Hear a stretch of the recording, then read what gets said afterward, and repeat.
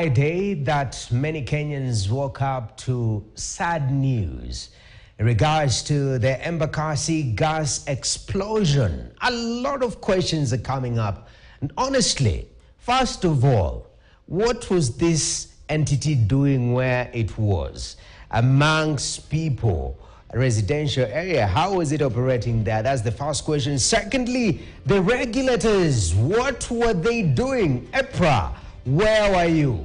Petroleum Institute, they've released a statement. EPRA has a statement. We'll be looking at those statements in detail right here on Business Today to not apportion blame, but to hold each other accountable. If this has happened, there is a likelihood that there are similar entities out there. So the people who are tasked with protecting us and putting things to operate as they should, are they doing their jobs? We'll be exploring that on Business Today. At the same time, we'll talk the issue of planning, because when you look at this particular incident, it's happened, people are hurt, and we understand the nature of that particular business.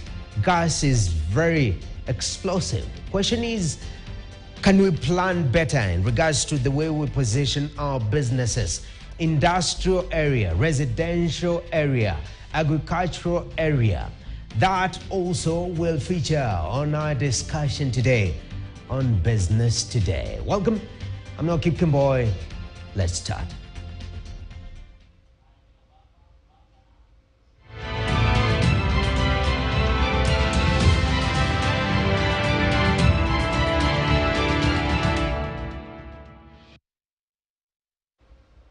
Now, on matters updates, at least 3 people have been confirmed dead following a gas explosion in Nairobi's Embakasi area.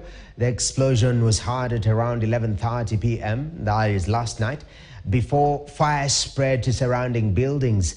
The fire erupted after a lorry loaded with gas cylinders exploded around, in Embakasi, and this particular, we have Kentaina Company Limited premises near Kabansora area, and the fire later spread to godowns which are owned by Oriental Mills, and this is just unfortunate. Now we had the police and specifically Deputy IG who talked about this particular issue earlier on Matters Updates. Let's listen in. We are here this morning so that we can, first of all, get to understand what has happened overnight. The fire started at around 23:30 hours late last evening. Number one, I want to say a big thank you to the police service. The entire police service did a sterling job, of course, together with others. The KA team, the national disaster teams, and the rest, and in fact even the local people. They joined us together so that they can be able to save the majority of the people who needed that support from the word go. And number two, having gone loud, massive damage have been caused by the massive explosions. It is true, it was caused by gas, but again, we have already commenced investigations. The DCI is under instructions to take a maximum of 14 days to complete and give us a finding and a recommendation on the same, so that other processes can also be able to start. Right now, we have 271 people admitted in various hostels in Nairobi.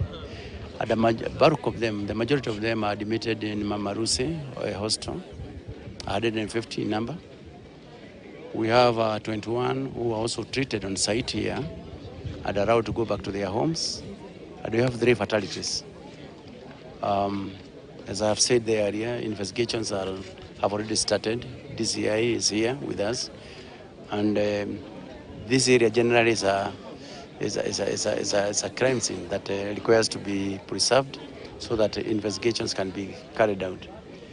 Number two, I also want to thank the local member of parliament. He has also been around with these people, very, very supportive also. And we want to say a big thank you. So far, that's what we have. But I also want to confirm to you that we have a command center here.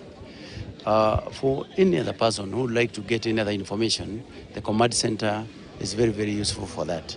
It is headed by our OCPD, who is with me here, and he will be there to give out any kind of information that is required going forward. Now, the deputy IG says that is a crime scene. It is being investigated. But the big question is, was it a crime scene even before this particular explosion? That's the thing that we have to think about. And many of sensitive businesses a crime scene? Is the country a crime scene before we have such an unfortunate incident? And the location of that particular business, was it a crime scene from the get-go? That brings us to our discussion in regards to planning and town planning. Right now I'm joined by Mr. Mairura Omwenga, who's a town planner at heart.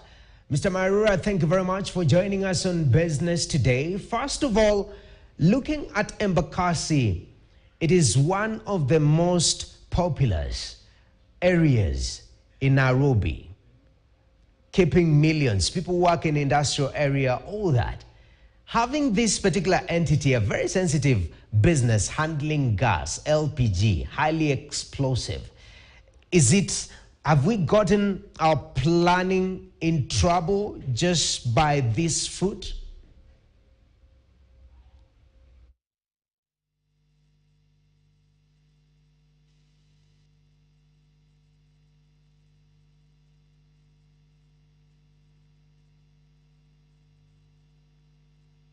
Kevin, the reception and your question is not clear at all. All right, I will rephrase my question for clarity's sake. Looking at this explosion and the location of the explosion and the injuries, have we done proper planning, or is our planning, especially in this area, which is hugely residential, misaligned?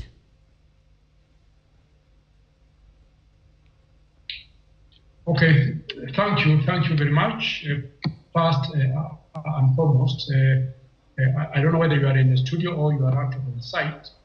The reception is a bit poor in terms of really getting clear what you are saying.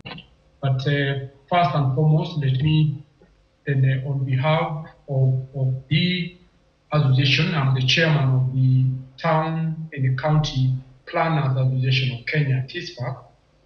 On behalf of the association and its members, and indeed on my behalf, let me say that we are indeed saddened by this tragedy that has befallen our nation. We send our condolences to families that may have lost their loved ones, and indeed those also to those who may have also been injured. From the reports we are receiving, a number of people may have also been injured and then admitted in various hospitals. I think this is a very unfortunate situation because, one, it is an item that we could have easily prevented. As our people of this country, some of these tragedies are things that we could easily have prevented. And because we don't have all the facts, first and foremost, I think this is an item that as a nation, and looking at both levels of government, both the national and county government, and indeed also us as ordinary citizens, we have a responsibility to just make sure that what is being done, various activities that are being done within our towns, within our cities, and indeed anywhere in the Republic, are activities that are really compatible to the rest of the activities around in the neighborhood. That there are activities that do not endanger the life of others, so that issues of safety are taken into account. And from a town planning point of view, I think it appears that because I'm not very sure about where this site is. I'm not very sure where this site is, but indications are that it's a site which is within an area that is predominantly a residential area, and a residential area with a residential area with very high population densities or development densities, and therefore that really begs the question how such an activity could be located within a residential neighborhood, because for petroleum products, in particular now we're talking about gas, okay? So I'm not very sure whether this was a gas station where gas is stored, or there was a truck that had come with gas. That information is not very clear to me. But as it may, as town planners, one of the responsibilities that we have, and I'm saying this because we have got our professionals both in the national government and also in Nairobi City County, the responsibility to make sure that activities are being undertaken at places that have been well planned for in terms of compatibility, such that when we have got such explosive material or items like gas, for them to be located or indeed to have a truck carrying gas parked in a residential neighborhood is certainly not accepted, because that is really putting the health and also the safety of the people at risk. So from a town planning point of view, it will certainly appear that the location of this gas station, if it was a gas station, because I don't have all the facts, or indeed if it was a truck carrying gas which found itself parked in a residential neighborhood, that is really a serious problem, because that must never be allowed because of the risks that that gas poses to the people in the neighborhood. As indicated, indeed there must have been a huge explosion, which then, you know, because it's gas is simply a gas which will then mix and quickly spread into the larger neighborhood beyond the actual site. All right. Gas. Mr. Mairura, being the chair of the Association of Town Planners, for Kenyans who are living in these places, and I've seen some of the screenshots of communication of people within the vicinity, some of them were saying they could smell gas smell in their homes. So for people who are living in such an environment, we as Kenyans, if we note something is not right, what channels do we take to ensure that such an incident is preventable? Where can we report? And as town planners, is that one of the avenues that we can explore to sort of bring such irregularities to light before such a tragedy? Yes, thank you for that question. I think it's true to say that all of us have a responsibility. All of us as citizens of the country, all of us as government, both at the national level and county level, have a responsibility to just make sure that wherever we are, whichever neighborhood we find ourselves in, the neighborhood or the place is safe, is secure. And from the report that we are receiving is that residents in that area may have for some time been having the smell of gas, okay, in the neighborhood. And I think the responsibility must be then that us, once we get such information, or once then we are affected by such elements, and when we are actually talking about gas, okay, gas, it's important that we take action, and the immediate action is really then to report to the nearest offices of government, county government or national government, okay, so that corrective measures can be taken. I think we are also seeing from various social wars, people saying that they have in the past reported this to the various authorities and no action has been taken for some time. I think this is the most unfortunate thing, that indeed when matters are reported to the authorities fail to take action. I think that this really then makes it very difficult for us as citizens to really know now whom to go for. But as I've said then, I think the first thing always, if you see any danger or any challenge within our neighborhood, the first thing is to be able to, of course, having verified the facts, is to report to the nearest government office. And indeed, in matters like this, it's very clear that, various government offices may or may not have been informed. But that's the first thing that one needs to do. But also on a personal level, as an individual, I think it's one to see what one may would have done on their individual situation. But it's difficult, for example, if that is where you live, that is your house, then you may not be able to get an immediate solution immediately, because you may not just walk out of where you live, okay? But I think the first thing is to be able to take responsibility of reporting these matters to the relevant government authorities. Thank you very much. Mairura Omwenga is the chair of Association for Town Planners, and he says a lot of questions being raised. First of all, we have to adhere to the plans that have been set in regards to where we'll do our manufacturing, our industrial stuff, vis-a-vis where we'll do our residential, where we stay, where we'll do our agricultural. And one person that is very passionate about this particular issue, of course, is our resident guy, Ken Gishinga. Ken, thank you very much for joining us on Business Today. Biz Chat is normally how we begin today, such a somber mode, so we didn't start with our razzmatazz as usual. But good to see you. To start off, just responding to the planning situation. How do you assess this, and can the county, the national government do better? Indeed, it's a very somber Friday, Noah, and condolences to the families of the 3 who have lost their lives, and hopefully the many injured can quickly recover.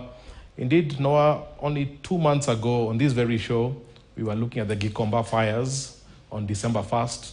And at that time, I remember I said, the planning, we need to improve the planning of this city. When you go back to the 70s, Nairobi basically was modeled around cities such as London. And if you go back to the 70s and the 80s, you'd find much of that plans used to work in terms of not just security, but transport and logistics. As you said, there are industrial areas where very dangerous economic activity takes place, and they have to be separated from residential areas. We veered away from these plans. Even if you look at the transport sector, when you talk about like the outer ring section, these were terms borrowed from London, where you have both the inner ring and the outer ring, and they had very specific functions. The outer ring was to really evacuate traffic out of the city, and the inner ring was really to be able to domesticate some of the other activities in there. So we've lost touch of the original purpose of these plans, and for many times we've called for spatial planning. The beauty about it nowadays is you have software. You have geospatial software that can greatly give you the great degree of accuracy what's happening, so that it's not a surprise. With much of this software, geospatial software, you can be able to tell what's happening at every part of the city. So I think it's very unfortunate we don't take advantage of the latest software. Obviously, issues around corruption have to be mentioned, because many times when you do research and investigations, people say we were warned, all these things, but obviously money changes hands and business continues. So it's very, very unfortunate that this is a human cost that we have to pay for not following the rules of the game. Okay. Unfortunately, and even with the statements of key sector players coming out, it's getting darker and darker, for lack of a better term, because they release a statement. EPRA says, oh, these guys tried to apply for a license and we revoked because they couldn't meet the standards. Now Petroleum Institute say, oh, the proprietors of this particular venture, they were criminally charged as far as 2020, which is now just getting out of hand. And I'd like us to take a look at the first statement by the regulator. If it is okay, we can just look at that particular statement by EPRA in regards to the Embakasi file.